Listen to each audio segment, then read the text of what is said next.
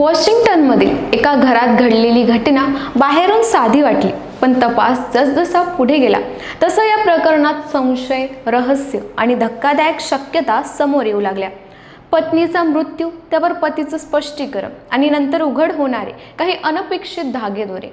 पण नेमकं सत्य काय, हा प्रश्न अजूनही अनेकांच्या मनात कायम आहे आणि यावरच आज आपण बोलणार आहोत. नमस्कार, मी सृष्टी आणि तुम्ही पाहताय धक्काबुक्की. ही घटना 27 ऑक्टोबर 2025च्या रात्री घडल्याचं तपासात समोर आलं. वॉशिंग्टनमधील बेलव्ह्यू येथे राहणाऱ्या अविनाश नरने यांनीच पोलिसांना फोन करून सांगितलं की त्याची पत्नी बाथरूममध्ये अडकली आहे आणि बाहेर येत नाहीये.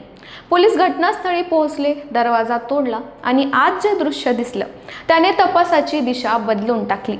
राजिता सबिनेनी जमिनीवर पडलेली होती. तिचा मृत्यू घटनास्थळी झाला होता. सुरुवातीला ही घटना अपघाती वाटू शकते, पण वैद्यकीय तपासणीत काहीतरी वेगळंच सत्य समोर आलं. किंग काउंटीच्या वैद्यकीय तपासणी कार्यालयाने या मृत्यूची नोंद सरळ हत्या अशी केली. तपासात हे स्पष्ट झालं की रजिताचा मृत्यू गळा आवळल्यामुळे म्हणजे श्वास कोंडून झाला होता. म्हणजेच ही साधी घरगुती दुर्घटना नव्हती, तर संशय अधिक गडद करणारा प्रकार होता. यानंतर पोलिसांनी अविनाशच्या जबाबाकडे पुन्हा एकदा बारकाईने पाहायला सुरुवात केली. तो म्हणाला की तो घराबाहेर गेला होता आणि परत आल्यावर पत्नी बाथरूममध्ये अडकलेली दिसली. पण तपासकर्त्यांना या कथेत अनेक पोकळी दिसू लागल्या. पोलिसांनी घरातील स्मार्ट लॉकचा डेटा तपासला. त्यातून अविनाश घराबाहेर गेला होता हे खरं ठरलं, पण त्याच्या अनुपस्थितीत घरात दुसरं कोणीही नव्हतं हेही स्पष्ट झालं. आणि याच टप्प्यावर तपास अधिकच गंभीर झाला, कारण जर घरात कोणीच नव्हतं तर रजिताला नेमकं काय झालं आणि अविनाशचं कथन केलेला वेळ आणि घटनाक्रम यामध्ये नेमकं किती ताळमेळ होतं. तपास जसजसा पुढे गेला तसा भारतातील एका दुसऱ्या महिलेशी अविनाशचे संबंध असल्याचा धागा पुढे आला.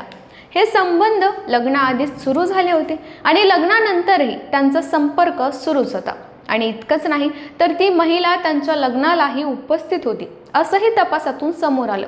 रजिताच्या मृत्यूच्या दिवशी अविनाशने त्या महिलेला किमान 4 वेळा फोन केल्याचंही उघड झालं.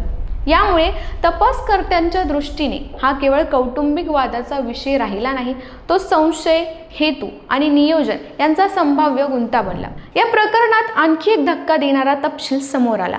मृत्यूच्या आधी रजिताने अविनाशला सांगितलं होतं की त्याने बनवलेल्या स्मूदीची चव औषधासारखी आणि कप सिरपसारखी लागत होती. तिने ती चव कडू असल्याचंही म्हटलं होतं. आणि हाच तपशील आता तपासातील महत्त्वाचा दुवा मानला जातो, कारण याच कारणामुळे रजिताला मृत्यूपूर्वी काहीतरी संशयास्पद जाणवलं होतं अशी शक्यता बळावते. आणि म्हणूनच या प्रकरणात फक्त मृत्यूच नाही तर त्याआधी नेमकं काय दिलं गेलं होतं याचीही चर्चा सुरू झाली. तपासात काही मेसेजेस आणि डिलीट केलेले संदेशही तपासले गेले.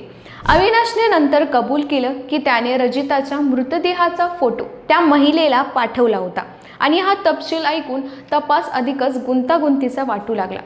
सरकारी वकिलांच्या मते ही पूर्वनियोजित हत्या होती, म्हणजे केवळ अचानक घडलेली घटना नव्हे तर आधीपासून रचलेला बनाव असू शकते. आणि त्यामुळेच अविनाशवर फर्स्ट डिग्री मर्डरचा आरोप करण्यात आला.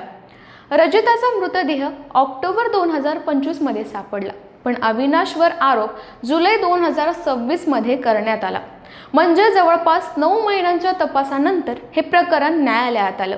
या काळात पोलीस, फॉरेन्सिक तज्ज्ञ आणि सरकारी वकिलांनी मिळून अनेक पुरावे तपासले. अविनाश काही काळ मोकळा होता, पण नंतर त्याच्या विरुद्ध कारवाई झाली. 7 जुलै रोजी त्याला न्यायालयात हजर करण्यात आलं आणि सध्या तो $50 लाख जमिनीच्या अटीवर कोठडीत आहे. तर ह्या एका साध्या वाटणाऱ्या घरगुती प्रसंगामागे किती मोठं आणि गुंतागुंतीचं सत्य दडलं होतं हे या प्रकरणातून समोर येतं. पत्नीचा मृत्यू, त्यावर पतीचं स्पष्टीकरण, संशयास्पद कॉल्स, डिलीट केलेले मेसेजेस आणि कप सिरपसारखी स्मूदी या सगळ्या धाग्यांनी तपास अधिकच गंभीर केला आहे. आणि आता कोर्टात अंतिम सत्य काय ठरतं हे पाहणं बाकी आहे. या प्रकरणावर तुमचं काही मत असेल तर आम्हाला कमेंट करून नक्की कळवा आणि या व्हिडिओला लाईक, शेअर आणि आमच्या चॅनलला सबस्क्राईब करायला विसरू नका.